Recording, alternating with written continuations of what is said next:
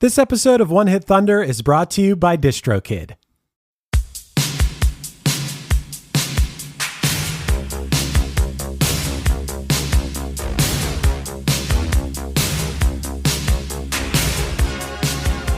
The 80s, a time when every celebrity had a secret, or not so secret, desire to dominate the music charts. But no actor turned singer had a more meteoric rise and equally swift backlash than Eddie Murphy. His Rick James penned chorus for Party All the Time might be an earworm you can't escape, but let's be real. The rest of the song is as forgettable as a VHS tape in a Netflix era. This week, we've got a special guest who knows a thing or two about catchy tunes. Podcaster and Less Than Jake frontman Chris DeMakes joins us to dive into Eddie Murphy's lone radio hit.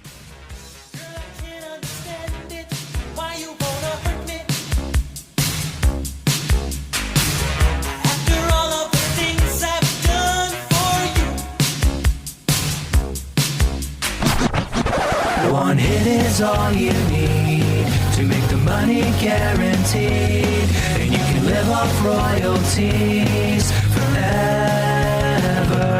And it makes me wonder, is it just a wonder, or is it one hit thunder?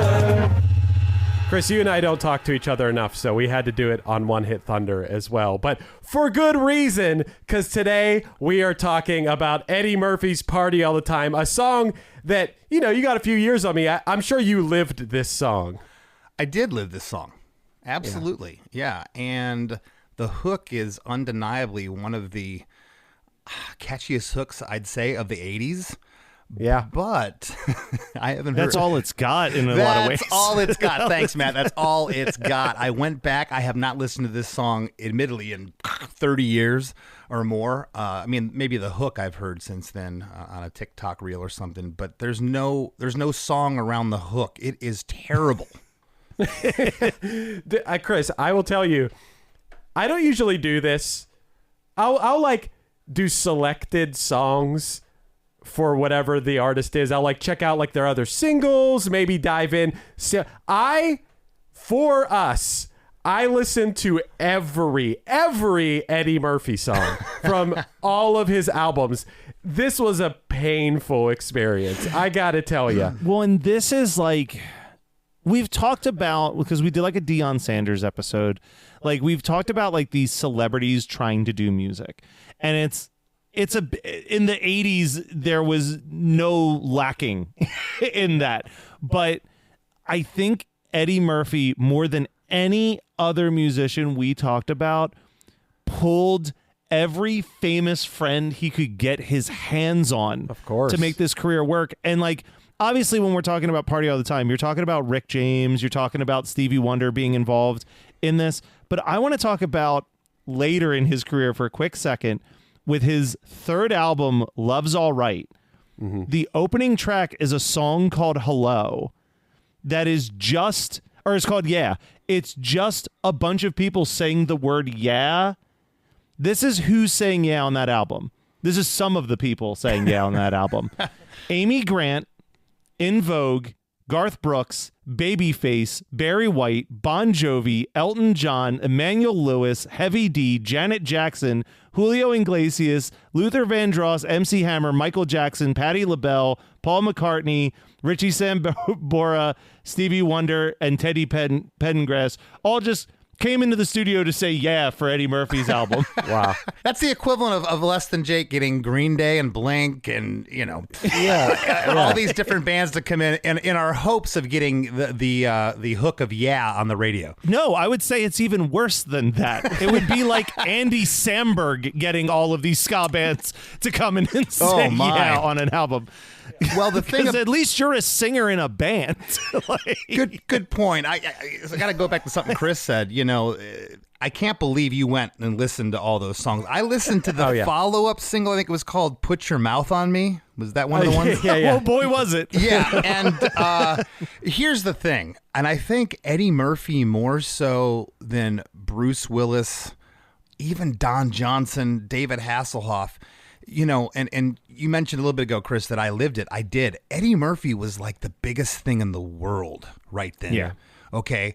he kind of had all bases covered before he got into the PG and G-rated audiences with cartoon voiceovers and things in later years. But he had the bases covered. He had the raunch and the filth of his stand-up. But he also was a celebrity from Beverly Hills Cop and all these different movies, 48 Hours, that he was starring in. I mean, major star, Trading Places. I think it could be argued he could have put out anything and it would have sold, right? Yeah. And I mean, he was lucky that he had a hook like this, that like Rick James bestowed upon him this hook.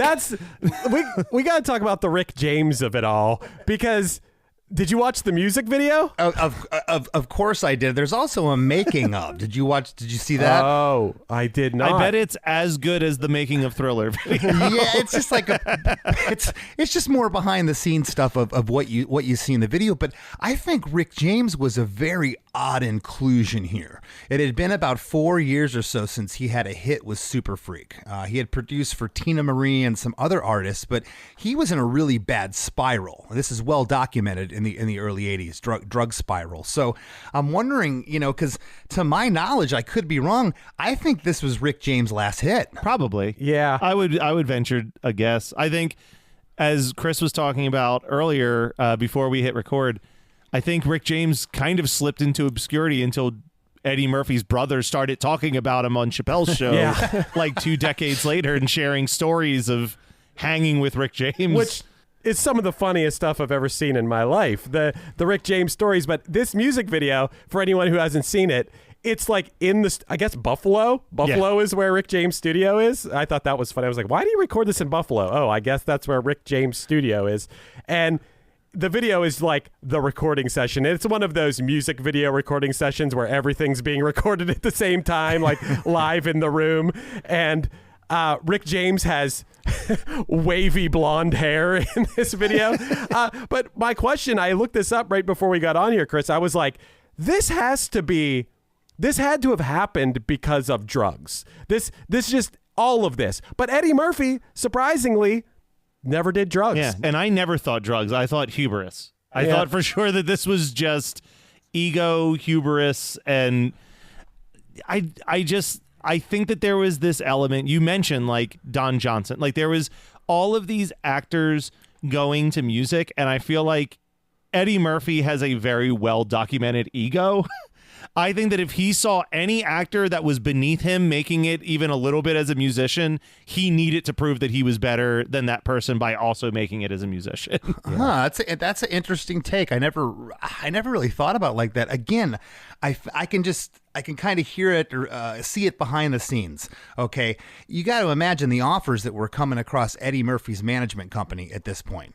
I mean, this is everything probably from toothpaste commercials to anything you could think of. And finally, someone came along, or the manager went to labels and said, hey, we should do a record here. But most likely a label just saw dollar signs and said, hey, and they got the biggest advance and they went and did it. And again, I'll say that I think that it could have been anything and it would have sold just based on his name. Yeah. So did you know, this kind of blew my mind, that Eddie Murphy, before this album, had done backup vocals for a band called the Bus Boys. Are you familiar with the Bus Boys? I am. I read that. I am. Yeah. And which begs the question, and I was just going to say this before, Matt, it's well known that actors from the 70s like Leif Garrett, Sean Cassidy, these guys all went and had singing careers, but they had ghost singers. Okay, their voice might have been in there, but the lead and the choruses. Okay, and a lot of times you go back and listen to those singles of those artists, the verses are terrible because it is them singing, and a lot of times it's line by line. It's just here's the note and they're pushing these guys to get they're Frankensteining a song together one note at a time. Yeah, they're Frankensteining one vocal at a time just to get a take out of the verses, but then the chorus comes in. It's like, wow, this guy's voice got better. It's like, yeah, because there's 2 other voices there with him. And right. I wonder how much of we're really hearing of Eddie Murphy here. Rick James is all over this song. Yeah, all over this song. Especially on the ad-lib parts at the end. So for you to know there's definitely a song that I guarantee you know by the Bus Boys. Okay. Eddie Murphy did not sing backup vocals on this particular Bus Boys song. They do the song "Cleaning Up the Town" in Ghostbusters. Oh my when God. When they go that real bluesy one, it's like Ghostbusters cleaning up the town. Yeah. The songs in Ghostbusters are all so bad. Like when they first get chased out of the library at the beginning, and it's like this like. I think it's that. I think it's the piano riff to "Cleaning Up the Town." Okay, yeah. The Ghostbusters soundtrack's so crazy. This is should be its a whole other episode, but Ray Parker Jr. I never knew. I'm going to tell you guys something about Ray Parker Jr. you might not know right now. I think I know where you're going with this. You already know this fact? I did not know this till last night, but is this where you're going?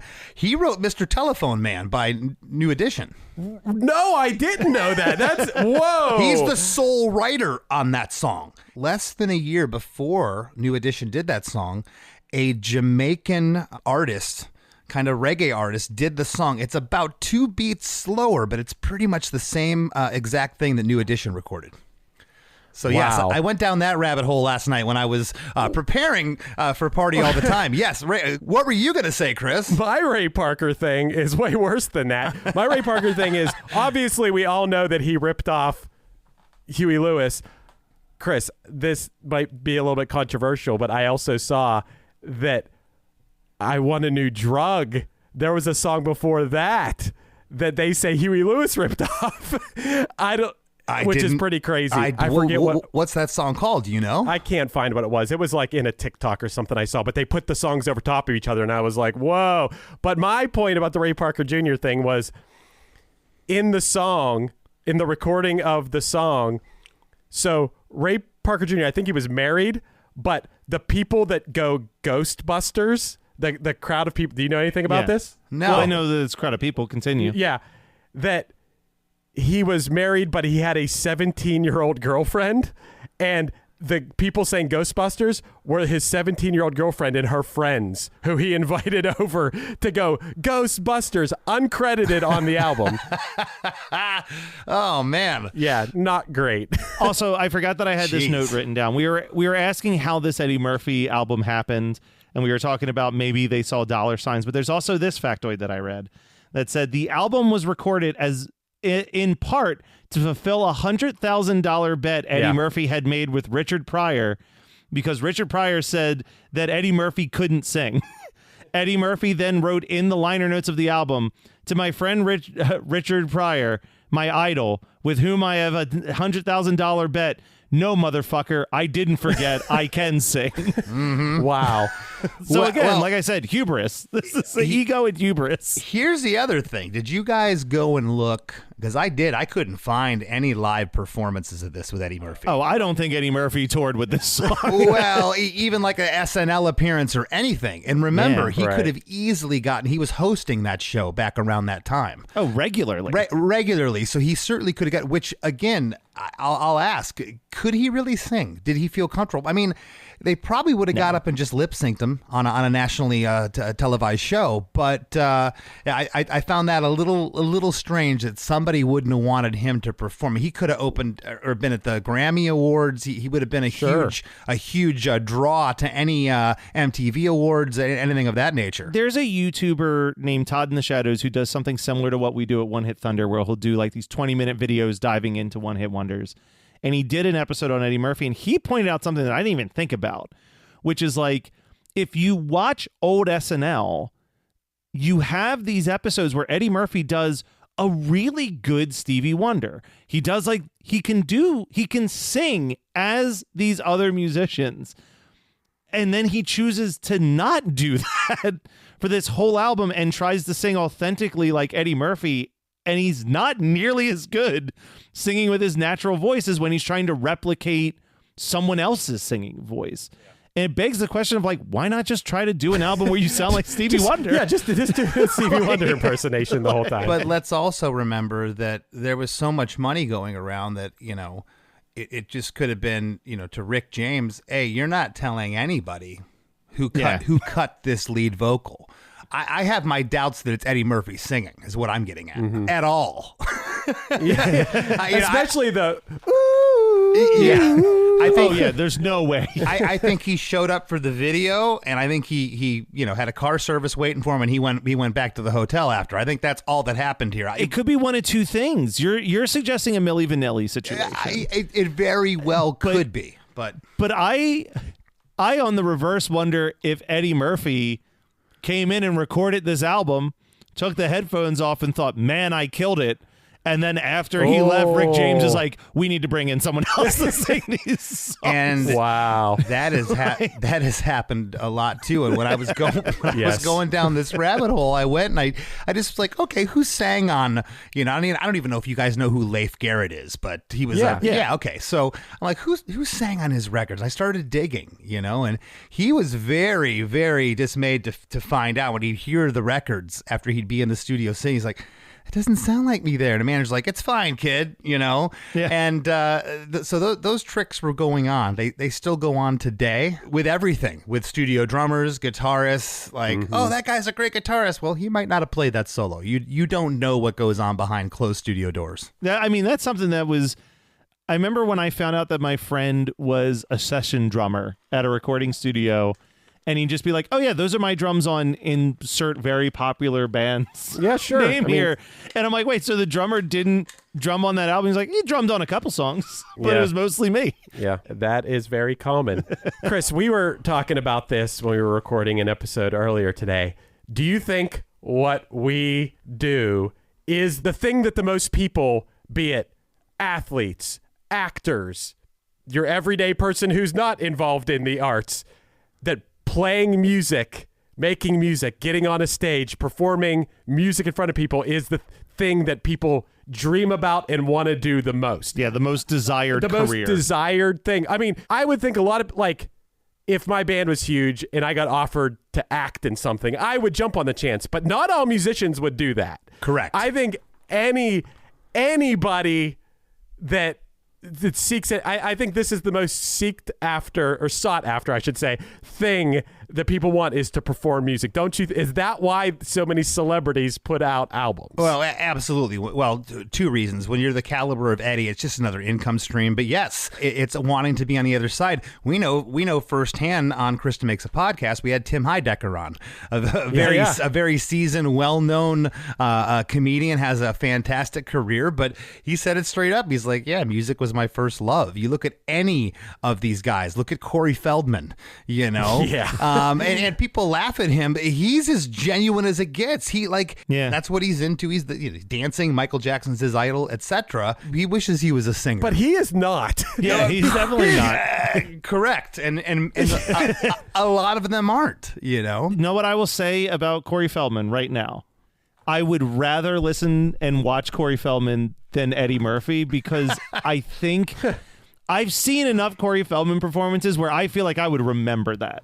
I have a feeling that if Eddie Murphy did play a show live, it'd probably be kind of boring. Yeah. I think he'd just be standing there and maybe doing like a little side shuffle dance, but I don't think he would be running around and screaming and being crazy like Corey Feldman does. That's a great point, and that builds off what Chris just said. It's like, how do you take, and most likely why he never went on a concert tour, how does he get on stage and not tell fuck jokes? Yeah. What's he going to talk about? Hi, everybody. I hope everybody's enjoying the light chop breeze coming out of the east tonight. It's a beautiful night here. Like, that wouldn't work for Eddie Murphy. Yeah, on-stage banter is not probably in his skill set in the way that stand-up comedy is. Hey there, One Hit Thunder listeners. Are you ready to take your music to the next level? Well, get ready to rock, because this episode is brought to you by DistroKid, the ultimate digital music distribution service for artists like you. With DistroKid, you can easily upload your songs or albums to online stores and streaming platforms like Spotify, Apple Music, and YouTube Music, reaching fans all around the globe. But that's just the beginning. DistroKid offers a ton of awesome features like Hyperfollow, which helps you promote your releases and get pre-saves on your songs, all for free. But wait, there's more. The DistroKid app is now available on iOS and Android. With the app, you can manage your releases, track your streaming stats, and even withdraw your earnings, all from the palm of your hand. And for those looking to perfect their sound, check out Mixia. This powerful tool allows you to put the finishing touches on your tracks in minutes, ensuring they sound polished and professional every time. But that's not all. DistroKid has just launched a brand new feature called Instant Share, allowing you to easily share large files securely with collaborators, producers, and more. With Instant Share, you can keep your music streaming at the highest quality while making the best impression possible. So what are you waiting for? Elevate your music career today with DistroKid and unlock a world of possibilities. Possibilities that I know all about because I've been using DistroKid for years. It's seriously great. If you haven't used it before, you're going to love it. And One Hit Thunder listeners get an exclusive offer, 30% off your first year with DistroKid by signing up at distrokid.com/VIP/OneHitThunder. That's distrokid.com/VIP/OneHitThunder. Greetings from Evergreen Podcasts. We're rolling out a listener survey, and we want to hear from you. The information in the survey will help us gather statistics and in turn make our shows more appealing to advertisers. I know most people don't like ads, but this is one of the only ways our shows make money and help keep their lights on. We promise it will only take a few minutes, but the impact on our podcasts will be tremendous. As a token of our appreciation, we'll randomly select one lucky participant each month to win an exclusive merchandise package from Evergreen Podcasts. Head to evergreenpodcast.com/listener-survey to help a show and possibly get some free stuff for doing so. We can't thank you enough for the support. Now back to the show. Put down that smartphone and listen to me. I'm Matthew Milligan, professional musician and lifelong Weird Al fan.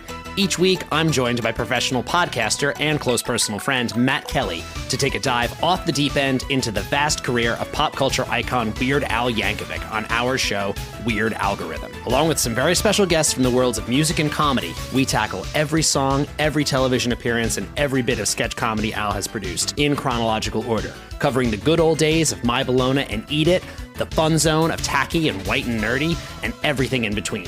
As we go, we're ranking the songs, albums, and music videos in the hopes of creating the ultimate guide to a career bigger than the biggest ball of twine in Minnesota.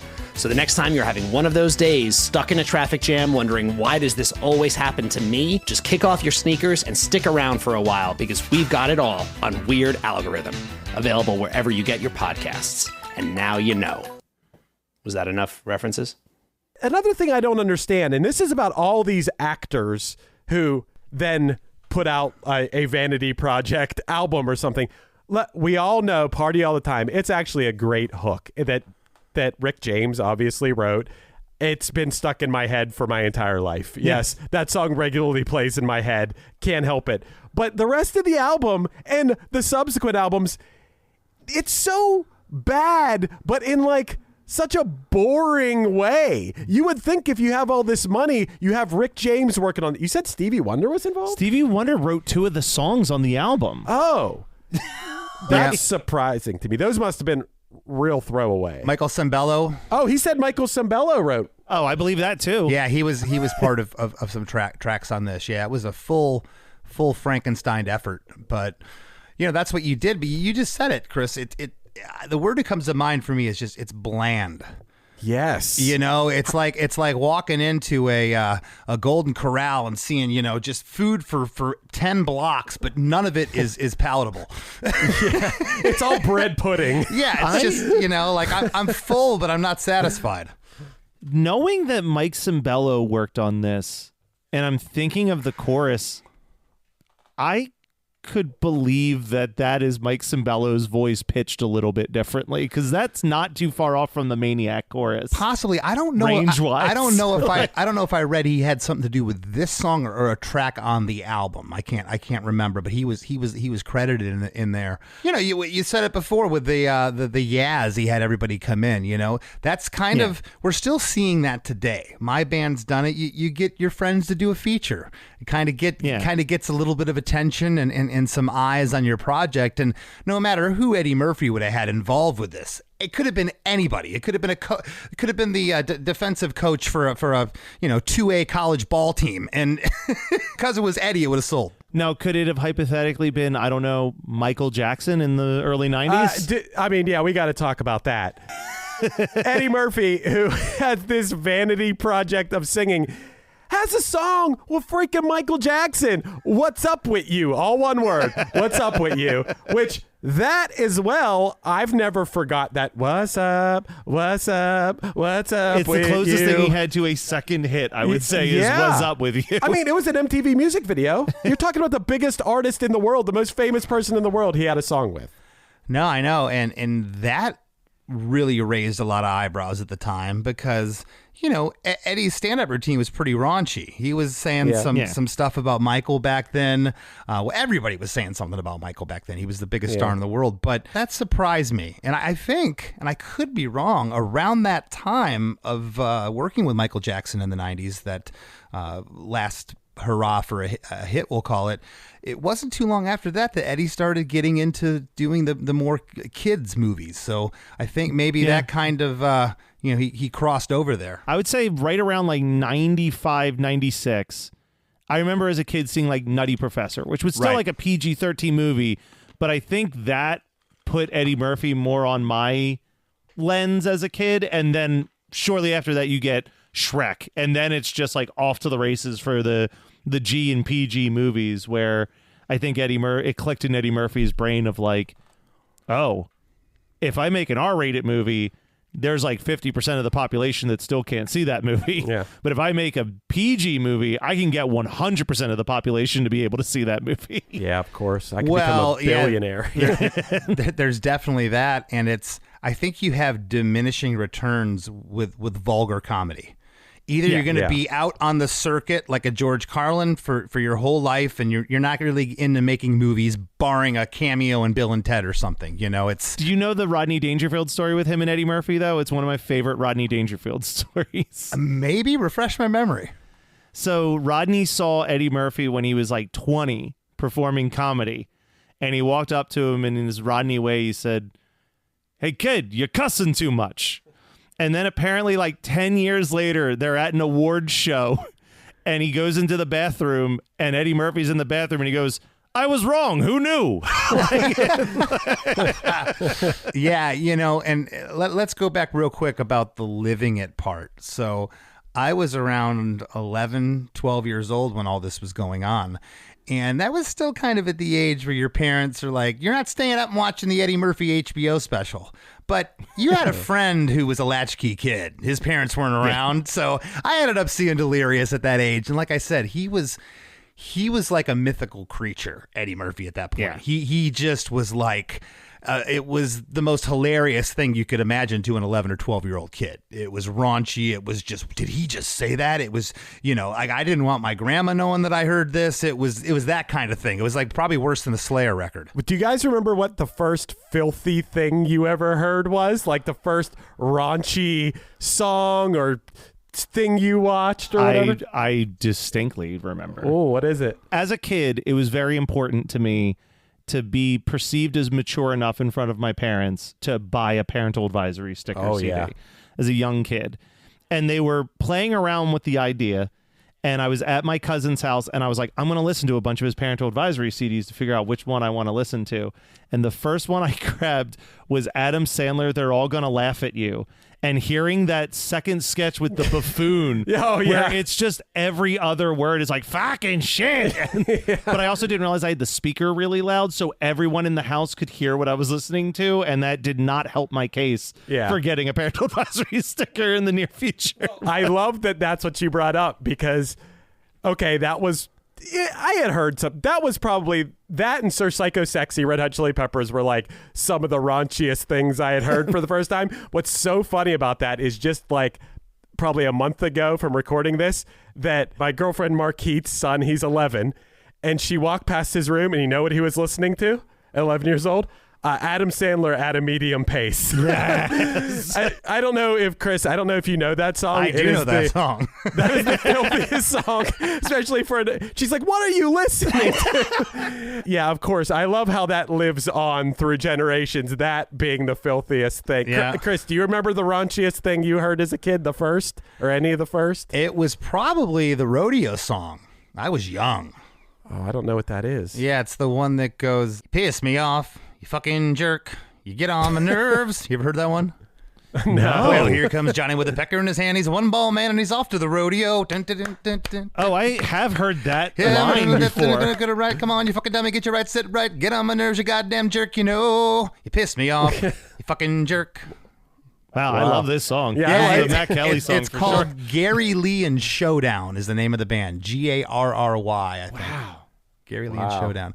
Now, a close second would be finding my dad's Playboys and Hustlers in his underwear drawer. Yeah. No, that's Yeah. The kids today don't know the struggle, man. I had to actually put in effort to find these things, and now with a push of the button, as long as your parents don't have a filter on your device, you're good to go. I mean, even in Chris and I's day, you had the internet, and it still was going to take 10 or 15 minutes before you saw something. Back in my day, you saw naked women the way all people saw naked women, from an inexplicable garbage bag full of porno mags in the woods. So I'm just young enough that I missed that, but I did see a naked woman the way you're supposed to, which is loading a couple pages at a time on a computer screen modem, where you're like, I think I'm almost at the boob. Scrambled pay-per-view. that too. Boy, the scrambled paper. Man, you guys just reminded me of something. My, jeez, I had not thought about this. You don't get on these types of tangents on Chris DeMakes a podcast. No, you certainly. I might have to sit in more often here. Jeez, boy, you guys just wrangled a memory, or this conversation did, I should say. 1984-85, right around this time we're talking about, party all the time. My buddy's parents, he's my best friend. They opened up a photo shop called Photo Pronto in Port Charlotte, Florida. Well, remember, besides a Polaroid, if you wanted, quality pictures from a camera of someone naked, you had to get them developed somewhere. So they, of course, this is probably highly against the law. They would keep copies of all the nudes that came in. They had a whole folder back there. And Jim and my friend be like, dude, you gotta come check out the folder. Like his older brother had told him, His older brother was like 16 working there. And there we are. It was like finding a treasure trove, Wow. Yeah. Well, and that's extra crazy because there's a world where you could look at those photos and be like, I might bump into this person. They live in my town. Yeah. Getting photos developed here. Dude, we had one among like me, PJ, Steve, Johnny, all my friends that I still hang out with today. We had one porno video that we all dubbed for each other. It was called Dirty Dozens. we can still, me and PJ can still, we all can quote lines from it. There are lines from it like if you're gonna die, you gotta die for a good reason. That was spoken like a true man. Like, there's all these lines on it. We all know it's incredible. I can quote a porno too. My first porno I ever saw. Yeah, it was the original Deep Throat. I watched it with Mark Cruz. Oh, yeah. Wow. And there's a scene I'll never forget where the woman is sitting on a kitchen counter with her legs hiked up, and there's a guy. I hope Eddie Murphy hears this episode. There's a guy crouched down, and she looks down at him and she says, "Do you mind if I smoke while you eat?" And she lights up a cigarette. Do you know what the only porn is that I own? That I own. I do not. This is the most Matt Kelly answer. So, I buy like weird kitschy shit. Mm-hmm. There's a company called Vinegar Syndrome that you've definitely heard us talk about on Horror Movie Night. And they put out obscure horror movies and what they call classy exploitation porn. And there was one title I had to buy, and it was called "Let My Puppets Come." It was an all puppet porno. Oh yeah, that's right up your alley. This dude, wow. My God. I have a question. How do we get this back around, if we even can, to party all the time? Yes. I think Chris has got it in his back pocket. I do. We really went off on a tangent there. But I want to just talk about, before we decide if this is thunder or blunder, I want to talk about what was going on at the time this song peaked. Okay. So December 28th of 1985 is when it hit its peak of number 2. It was almost there. It hit number 2. Do you know what kept it off of the number 1 spot? I can't remember the song. Was it Lionel Richie? It was Lionel Richie. Say You, Say Me? Say You, Say Me. But it's interesting to me, too, that Party All the Time peaked on December 28th of 1985, right before New Year's. Mm-hmm. That's like perfect timing. Number 3 at this moment was Alive and Kicking from Simple Minds, which I actually don't remember. I do. Alive and Kicking. Yeah. Okay. I'm live and kicking. I don't remember. So does that mean, I feel help. like Simple Minds is on a list of one-hit wonders, but I guess they're not. I mean, Don't You Forget About Me. I mean, I would have thought they were a one-hit wonder. Yeah, Oh, yeah. Well, the number 3 you know song what? is certainly not. You know what? I've went down this with you, Chris, when we've looked for guests, and it's like sometimes you're really surprised about bands you thought were one-hit wonder. Like, whoa, they did that song too. I was going down the whole last night looking at what was the band Quarter Flash, and I thought they only had one song, "Hard in My Heart," but they had a couple other ones. So, it's a phrase that we haven't used at all on this podcast yet, but I think it's a key phrase that we need to start using, is that there is a huge difference between a one-hit wonder and someone who just has a signature song. Yeah. That's like what we fell into with Warren G. Regulate is his signature song, but he definitely did have other songs that charted. He did. Yeah. We are fast and loose with the term one-hit wonder. If it's going to be a funny episode, we'll talk about it. Yeah. Well, yeah. Yeah. Some of the other songs that were on the charts at that time. Number 4 was "That's What Friends Are For" from Dion and Friends. 5 was "I Miss You" from Climax. I don't remember that one either. Yeah. Climax with a K. "Small Town" from John Mellencamp was at number 6. "Broken Wings" from Mr. Mister at 7. "Separate Lives" from Phil Collins and Marilyn Martin at 8. "Tonight She Comes" from the Cars at 9. "Election Day" from Arcadia at 10. I don't remember that one. Some other noteworthy ones in the charts. Arcadia was a spin-off of Duran Duran. Oh, so there was the okay. Power Station, which was Robert Palmer. I think maybe Simon was in Arcadia. Okay. So anyhow, that was a Duran spinoff. Some of the other popular songs at that time were Dire Straits' "Walk of Life." "Burning Heart" from Survivor was number 15 at this time, above Bruce Springsteen, "My Hometown." "I'm Your Man" from Wham was still in the charts. "Conga" from Miami Sound Machine. "We Built This City" was up there. "When the Going Gets Tough, the Tough Get Going" from Billy Ocean. "Who's Zoomin' Who" from Aretha Franklin was popular at this time. "How Will I Know" from Whitney Houston. "Living in America" from James Brown. Yeah, we have these Rocky songs at the time. There must have been Rocky 4. Rocky 4, okay. Yeah. And Tarzan Boy was popular at this time. The only song that jumped out at me as like, oh, that song rules, was Starship Sarah, debuted at 65 that day. Right. Starship. This was definitely the Starship time. And also, I will note that the biggest, this is around Christmas time, this song was peaking, and the most sought after Christmas present of 1985 was Teddy Ruxpin. Oh. People, so theoretically, at some point, someone, you put a cassette tape in there and Teddy Ruxpin would move his mouth to it, yeah. At some point, someone put "Party All the Time" into a Teddy Ruxpin, which is the preferred way to listen to "Party All the Time." Chris, we'll start with you. Did Eddie Murphy bring the one-hit thunder, or was he a one-hit blunder? Nobody can, as far as I know, could hum the hook to the track he did with Michael Jackson, or his subsequent follow-up. I'm doing air quotes. His other singles. He only had one single. He's a one-hit wonder. Yeah. Or blunder. Excuse me. Yeah. I mean, I'm going to agree. This is I would say that in the grand scheme of artists turned musician, I would put Eddie Murphy very low on that list. So definitely, and that's like an impressive list to find yourself towards the bottom of, because there's not a lot on the top of that list, but I would say blunder for sure. Okay. A single hook does not make a great song. Yeah, well, we got 2 blunders so far.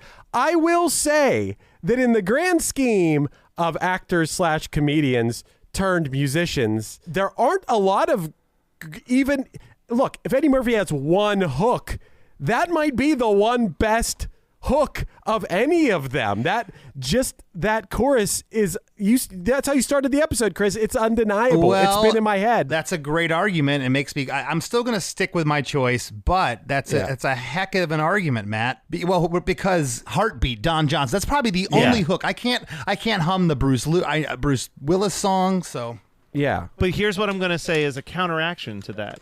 Is that hook undeniable because Eddie Murpy's singing it, or could literally anyone have sang that hook and it would have been an undeniable hook? And also questionable if Eddie Murphy's singing the hook on this song. That's a good point. It is Eddie Murphy's name that brought this song to the forefront. I don't know if this was a Rick James song, would it have been a hit? I mean, Rick James had a name, but by 1985... was Rick James already like way out? He was way out of the limelight. He was down a cocaine spiral, right? Yeah, I don't think that. I could be wrong. I don't think this song was a hit. I think it's because of Eddie Murphy. I think that one hook is hit worthy. But I wanted to be pleasantly surprised yesterday when I reviewed this. I wanted to put it on and go, this could have been a hit for anybody. This song is such a great pop song. I couldn't believe, besides the hook, Party All the Time, how just bad this was. It was bland. It's just wow. Which we didn't dive into lyrics, but even just what the song is about is so weird to me for an Eddie Murphy song, which is like, the song's basically just like, hey girl, I just want to hang out in the house. Why you got to party all the time? Yeah, I mean, I like to party all the time. Look, like I said, I painfully went through his entire catalog and listened to it while I was running on the treadmill. It did not get me psyched for running. And his entire catalog, it was all, like Chris said, bland, so not good.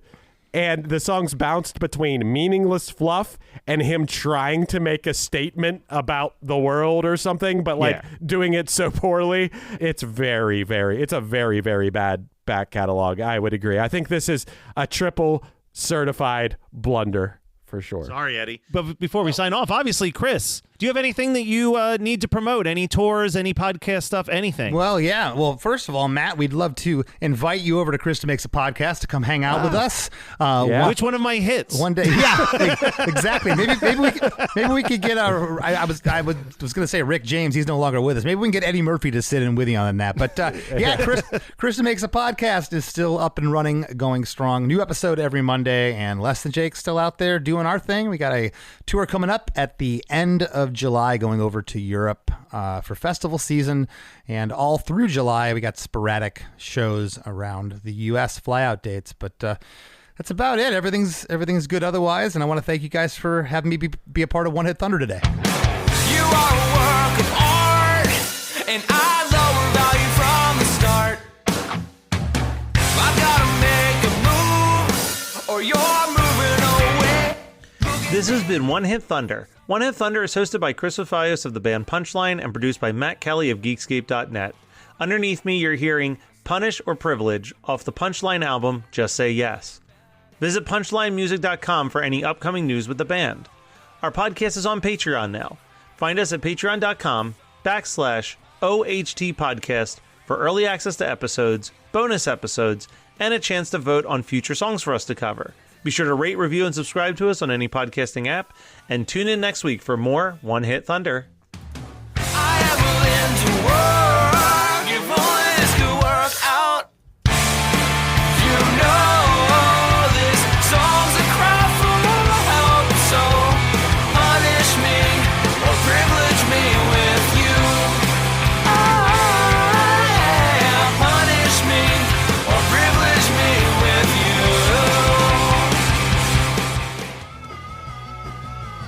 You're listening to the Geekscape Network. Bowie, Dylan, Marley. You've heard the names and maybe you've heard their songs, but what about the stories behind the records that made titans of music like these so universally loved and important? Join me, Josh Adam Myers, host of The 500, as each week I go through a different album from Rolling Stone magazine's 500 Greatest Albums list from 2012 with an incredible lineup of comedians, actors, and musicians talking about how the music has impacted their lives. New episodes of The 500 come out every Wednesday. Listen now wherever you get your podcasts.